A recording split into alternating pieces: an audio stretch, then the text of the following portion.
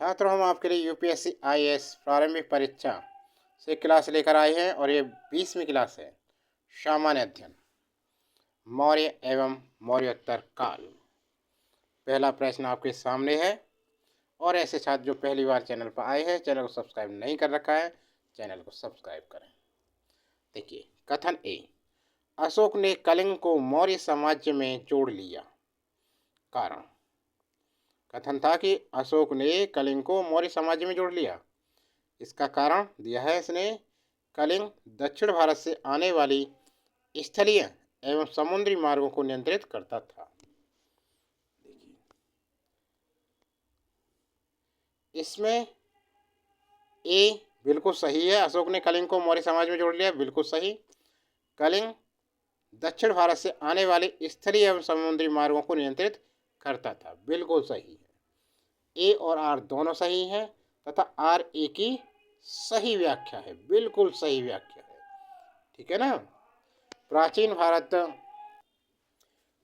भारत में कलिंग उड़ीसा का महत्व भौगोलिक एवं सामूहिक व्यापारिक मार्ग की दृष्टि से अत्यधिक महत्वपूर्ण था। यह दक्षिण भारत में आने वाले स्थलीय एवं समुद्री मार्गों को नियंत्रित करता था। इसलिए अशोक ने अपने, कौन सा विकल्प सही है हमारा? ए और बी दोनों सही हैं तथा आर ए की सही व्याख्या करता है। विकल्प ए इसका सही है। ध्यान दो। प्राचीन भारत में कलिंग उड़ीसा का महत्व भौगोलिक एवं सामुद्रिक व्यापारिक मार्ग की दृष्टि से अत्यधिक महत्वपूर्ण था।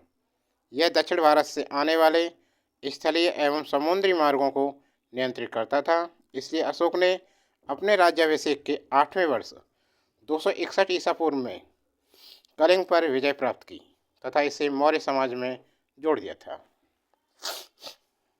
इसी कारण अशोक के कलिंग अभियान का उद्देश्य स्थलीय और समुद्री व्यापार मार्ग पर अधिकार करना था। अशोक एवं उसके परिवर्ती तथा पूर्ववर्ती शासकों ने कलिंग को नियंत्रित करने के लिए निरंतर प्रयास किए। अगला प्रश्न है, ध्यान से देखें। कश्मीर में कनिष्क के शासनकाल में जो बौद्ध समिति आयोजित हुई थी, उसकी अध्यक्षता निम्नलिखित में से किसने की? पासर्व, नागार्जुन, शूद्रक, वसुमित्र। तो देखिए, ये की थी? वसुमित्र ने। विकल्प डी इसका सही आंसर है। कश्मीर में कनिष्क के शासनकाल में जो बौद्ध संगति आयोजित हुई थी, उसकी अध्यक्षता वसुमित्र ने की थी। चौथी, बौद्ध संगति का आयोजन कुंडनवन कश्मीर में कनिष्क के शासनकाल में हुआ था। इसके अध्यक्ष वसुमित्र तथा उपाध्यक्ष अश्वघोष थे। इसमें बौद्ध धर्म 2 शाखाओं हीनयान तथा महायान में विभाजित हो गया था। अगला प्रश्न देखिए। तीसरा, विशाख दत्त के प्राचीन भारतीय नाटक मुद्रा राक्षस की विषय वस्तु है। प्राचीन हिंदू अनुश्री के देवताओं और राक्षसों के बीच संघर्ष के बारे में नहीं,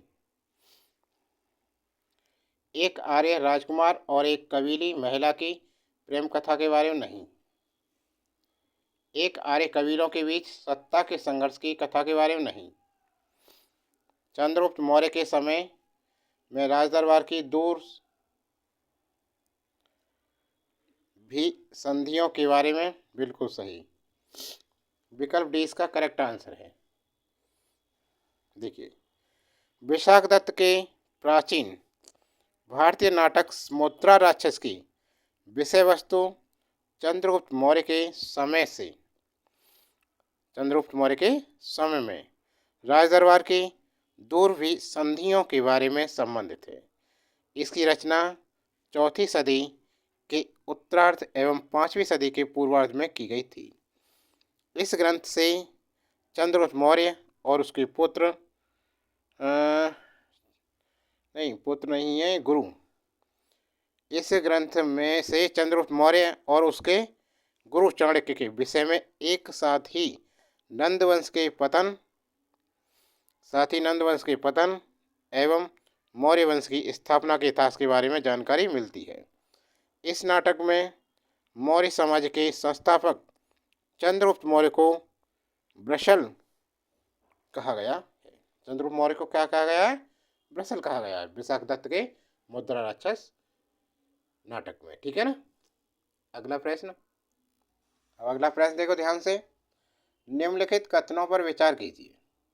नंबर 1, अंतिम मौर्य शासक बृहदर्थ की हत्या उसके प्रधान सेनापति पुष्यमित्र शुंग ने की थी।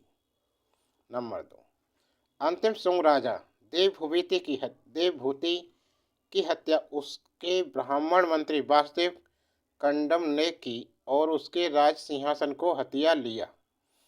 तीसरा दे रखा है इसने, आंध्र ने कंडव राजवंश के अंतिम शासक को पद से वंचित किया था।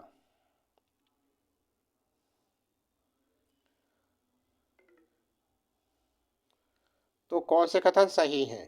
पहला ध्यान से देखें, अंतिम मौर्य शासक बृहदत्त की हत्या उसके प्रधान सेनापति पुष्यमित्र शुंग ने की थी, बिल्कुल सही है ये।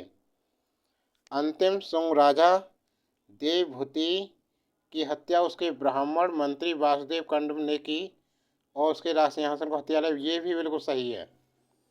आंध्र ने कंडव राजवंश के अंतिम शासक को पद से वंचित किया था, बिल्कुल सही। उपरोक्त कथनों में से कौन से कथन सही है? तो ये सभी है सही। विकल्प डी इसका करेक्ट आंसर हो गया। देखिए, अंतिम मौर्य शासक बृहद्रथ की हत्या कर उसके प्रधान सेनापति पुष्यमित्र शुंग ने शुंग वंश की स्थापना की। पुष्यमित्र शुंग ने किस वंश की स्थापना की? शुंग वंश की स्थापना की। 185 ईसा पूर्व में की थी। शुंग वंश ने करीब 112 वर्ष तक शासन किया, 185 ईसा पूर्व से 73 ईसा पूर्वी तक। पुनः अंतिम शुंग वंश व्यसनी शासक देवभूति की हत्या कर उसके ब्राह्मण अमात्य कंडम वंशी वासुदेव ने 73 ईसा पूर्व में कंडव वंश की स्थापना की। कंडव वंश के 4 शासकों ने करीब 43 वर्ष तक 73 ईसा पूर्व से 30 ईसा पूर्व शासन किया। पुनः आंध्र सातवाहन वंश की स्थापना सिमुक नामक व्यक्ति ने लगभग 30 ईसा पूर्व में अंतिम कंडव वंशी शासक सुशर्मा की हत्या कर की। इसने गोदावरी नदी के उत्तरी तट पर स्थित प्रतिष्ठान या पैठान को अपनी राजधानी बनाया। इसका शासनकाल 30 ईसा पूर्व से 7 ईसा पूर्व के मध्य था। समझ में आ गया। अगला प्रश्न है, प्राचीन काल के भारत पर आक्रमकों के संबंध में निम्नलिखित में से कौन सा एक सही कालक्रम है? नंबर ए दे रखा है, यूनानी शक कुषाण, बी यूनानी कुषाण शक, सी शक यूनानी कुषाण, डी शक कुषाण यूनानी। प्राचीन काल के भारत पर आक्रमण के संबंध में सही कालक्रम अनुसार है यूनानी शक कुषाण।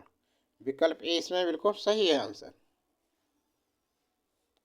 यूनानी सम्राट डेरियस ने 513 ईसा पूर्व में भारत पर आक्रमण किया था। पुनः यूनानी सम्राट सिकंदर महान ने 326 ईसा पूर्व में भारत पर आक्रमण किया। सबसे पहले यूनानी सम्राट डेरियस ने 513 ईसा पूर्व में भारत पर आक्रमण किया था। पुनः यूनानी सम्राट सिकंदर महान ने 326 ईसा पूर्व में भारत पर आक्रमण किया। इसके बाद शक सेथियन ने पहली एवं दूसरी शताब्दी ईसा पूर्व में भारत पर आक्रमण किया। इसके बाद कुषाणों ने पहली शताब्दी में भारत पर आक्रमण किया थे। तो कौन सा सही हो गया? यूनानी शक कुषाण, ये सही हो गया क्रम, और ये सभी तीनों गलत हैं। समझ में आ गया अच्छी तरह से। तो छात्रों, ये क्लास कैसी लग रही है? अच्छी लग रही है लाइक कीजिए, अभी तक लाइक नहीं किया है वीडियो को, और चैनल को सब्सक्राइब नहीं किया तो चैनल को सब्सक्राइब कीजिए। इससे पहले अन्य वीडियो देखने के लिए चैनल की प्लेलिस्ट में जाइए, वहाँ पर आप अन्य वीडियो देख सकते हैं। चैनल पर बने रहिए, अगली वीडियो जल्दी लेकर आने इसका अगला पार्ट।